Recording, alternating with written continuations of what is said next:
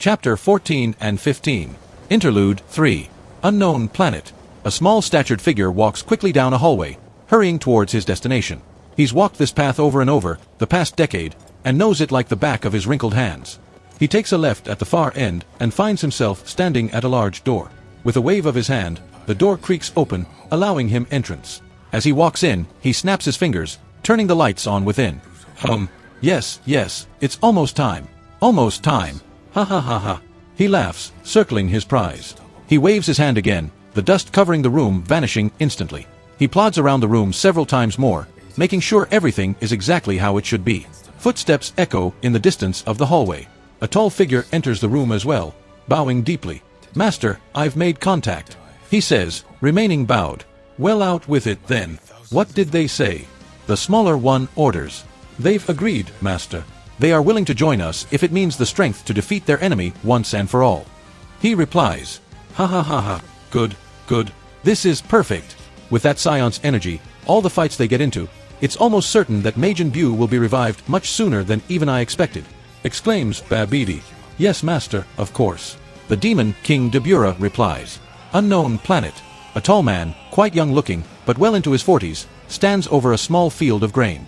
He walks amongst the plants, checking them for insects and disease, as he did each season.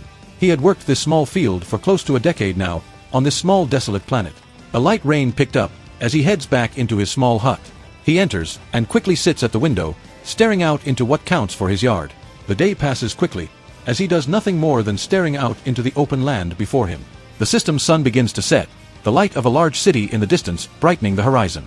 For a single moment, a look of absolute rage crosses his face, a snarl nearly reaching his lips, before he clamps down on it. He closes his eyes, meditating for a time. He eats a small chunk of bread, salted meat he had traded for dinner, as he does each night. His life is simple, just as he always wanted. Perhaps this is how things should always have been. He thinks as he closes his eyes to sleep. As the sun rises the next morning, he again prepares to check his field. Such is life. Space. His eyes open, staring into the darkness. His last memories of chaos and death. He is confused as to where he currently is. He tries to move, but finds his body unresponsive. He struggles, but to no avail. As he stares into the darkness, lights, hundreds upon hundreds of lights light up, blinking and strobing. Around him, the walls thrum with energy, as though a machine has awoken in the distance. For a moment, he smiles. Planet Vegeta. Sana. Standing atop the tall high-rise that is the Second Strike Force's HQ, Sana positively shakes with rage. She can sense KLL sparring with the war hero Kakarot, King Vegeta, and Prince Indivaya. KLL's power level jumps up and up, soaring to new heights. Of course, they get access to the gravity chamber. Leave me out of it, will they? I'll fucking show you. I'll show all of you. She thinks, as her mind is filled with rage. Her power level starts to rise, in response to her anger, her aura shifting colors. The air around her practically crackles with energy. She clamps down on her anger quickly, forcing it to the back of her mind. Her power level drops back down, as her mind calms. This insult will not stand. Training Academy. I wonder what this spike ball machine does. A younger Scion, around 8 years old, wonders. He reaches forward, tapping the start button, before jumping a few feet back. He waits several seconds, but nothing happens. As he starts to relax, it squeaks out "dodge," before launching the spiked ball at his face. He does not dodge. Further along the room, an older Scion face palms, before resetting a sign marked, "It has been days since the last training accident. Back to zero. Oh God, my face." End interlude. Space. Bored. I think, for what must be the 20th time. I never really thought to bring entertainment with me when I set off. I had kinda forgotten it's a month-long journey to get to Namek, from Earth, in Kami's ship. Thankfully, I lasted almost 20 days before going stir-crazy. Bored. Planet Vegeta. Grah. Prince Indivaya yells, forcing his power level up, till it slams into the wall. With a slight internal click, it pushes past, his aura flashing gold. His power level skyrockets in an instant, before settling at a number he never even thought possible before. He settles into his standard fighting stance, and motions to his challengers. Kakarot and Vegeta rush in, instantly pushing him back as he struggles to face off against two better-trained opponents. With a yell, he pushes his power out, launching them both off. He flashes forward, meeting Kakarot in mid-air, catching him with a hard right to the side. He plants both feet on his stomach, launching himself off towards Vegeta. Vegeta, however, had recovered by then, and meets him in mid-air, swinging away, locking him up in close combat. Kakarot is able to right himself, and cut in as well. Again it's 2-on-1, with Prince Indivaya pushing himself to the max to keep up. Damn it! They are just so much better than me, even with all this power, the two of them are keeping up with me. Indivaya thought as he blasts Kakarot away with energy from his palm. Kakarot goes spinning away through the air, leaving only Vegeta to fend off Indivia's assault. Vegeta catches him off guard with several body shots and a hard headbutt to the face. They don't hurt, but they rock him hard. He jumps back, before launching several blasts of energy at Vegeta, two of which engulf him, filling the area with smoke. Kakarot lands on the ground, hard, staring up at the battle above him. He frowns, before pushing his energy to the max. I'm going to make you proud. Flashback. 3 weeks prior, Kakarot had taken 3 members of the First Strike Force along with him to deal with an insurrection on Frisia Planet 18.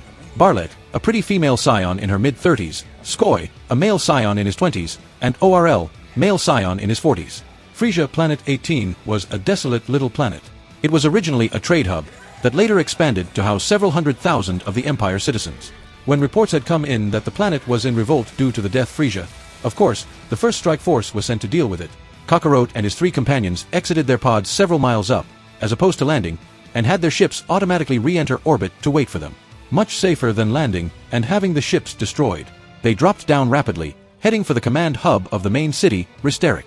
As they closed in, several shapes launched from the ground, quickly meeting them in the air. You need to leave, now. This planet is not under the Scion's jurisdiction, and we do not respond kindly to your intrusion. The leader of the group of 4 shouted to them, as they got closer. Ugh. Of course, it'd be these idiots. Kakarot thought, upon recognizing them. Standing in front of them are the remaining members of the Jinyu force. Captain Jinyu, Berter, Jis, and Rikum.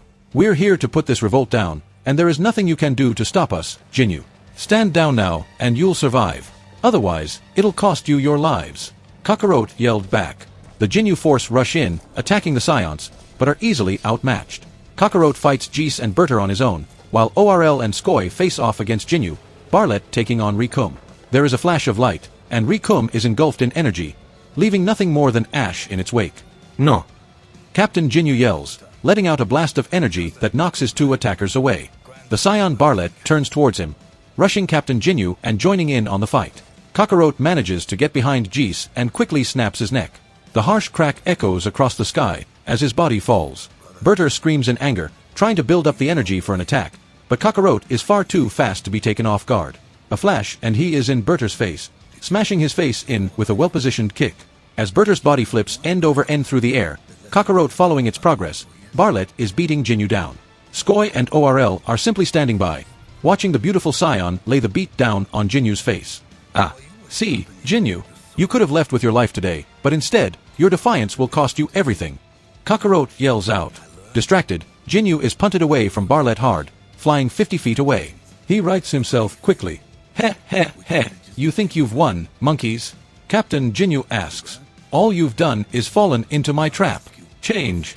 A multicolored beam of light flies from his mouth, heading directly for Kakarot. Kakarot is somehow frozen in place, unable to even twitch a muscle as the beam heads his way. Suddenly, Barlet jumps in the way of the unknown attack, taking the full hit. There is a bright flash of light, and suddenly Barlet is falling from the sky. You bastard! Kakarot yells, launching a beam with 2 hands towards Captain Jinyu. Jinyu puts up no defense, and the bright beam of energy slams into his form, the explosion engulfing him completely. As the smoke clears, there is nothing left of Captain Jinyu. Searching below, Kakarot spots Barlet's still form on the ground, so he rapidly drops down and lands next to her. Barlet, honey, are you okay? He asks, lifting her upper body onto his lap.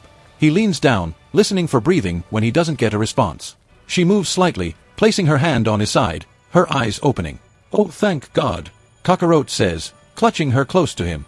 A sudden heat builds up under the hand she has placed on his side, before a beam slices through his side.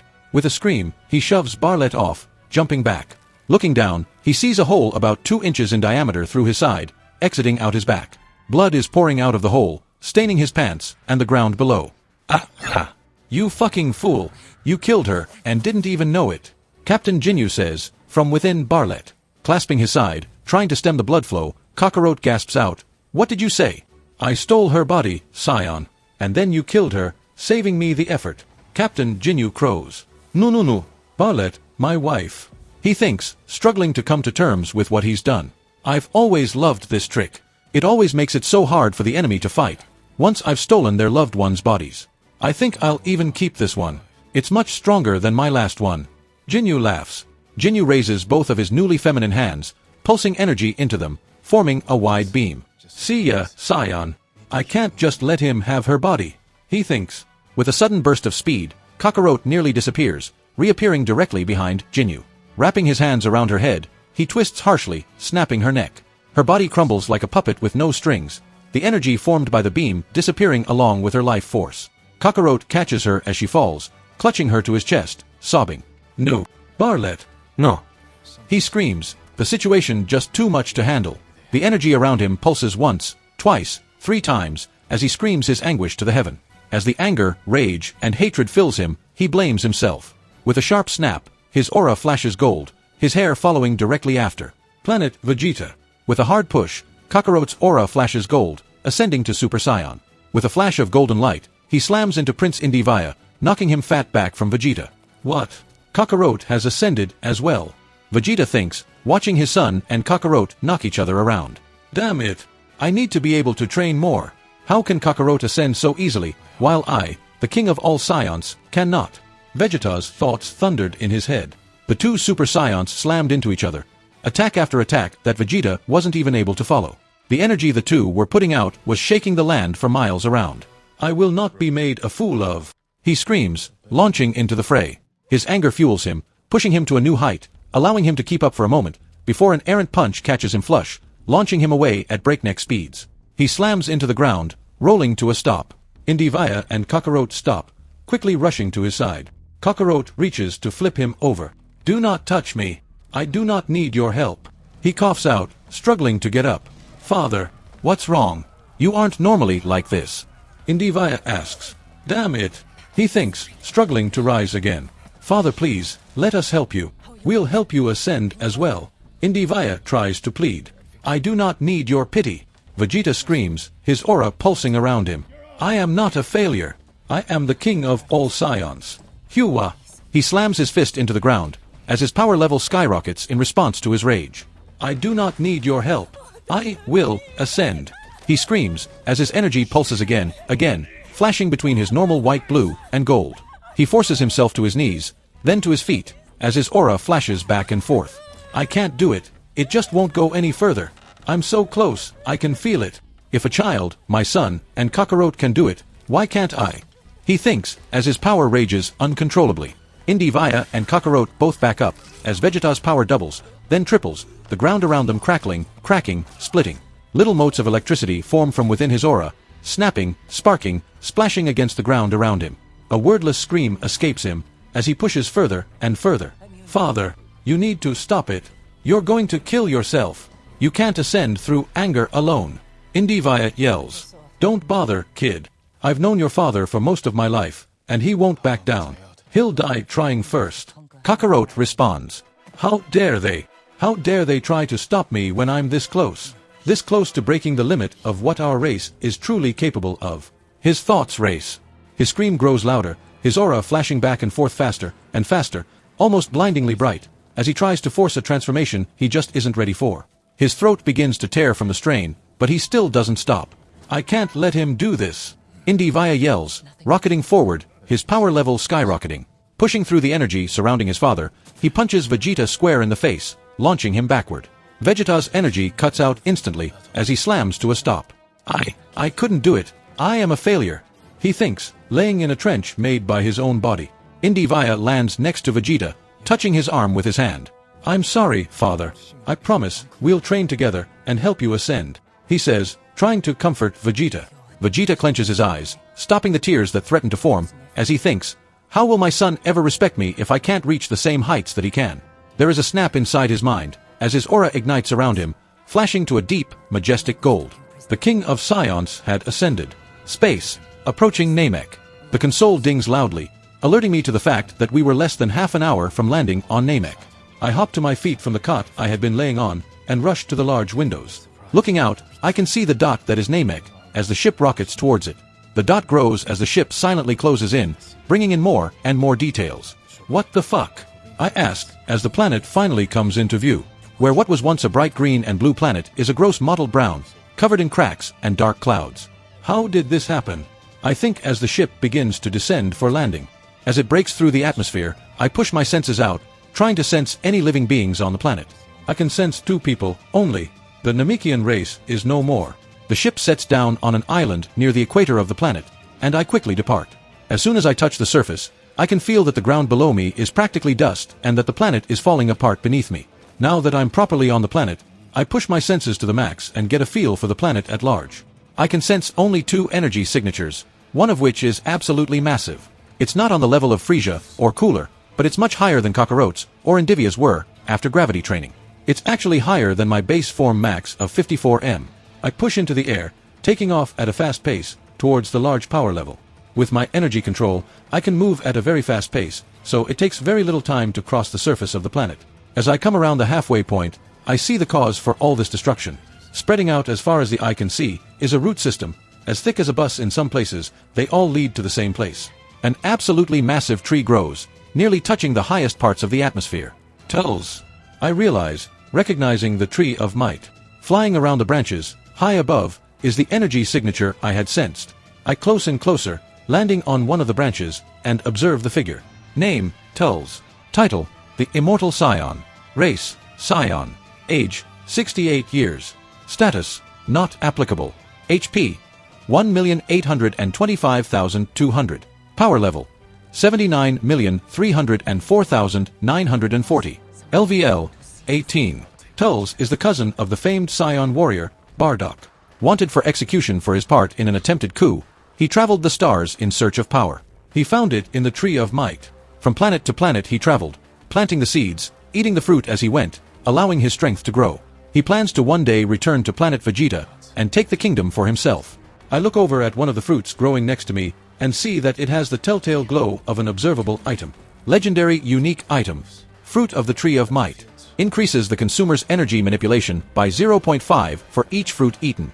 Fucking hell, no wonder his power is so high. He must have been eating the fruit for decades at this point.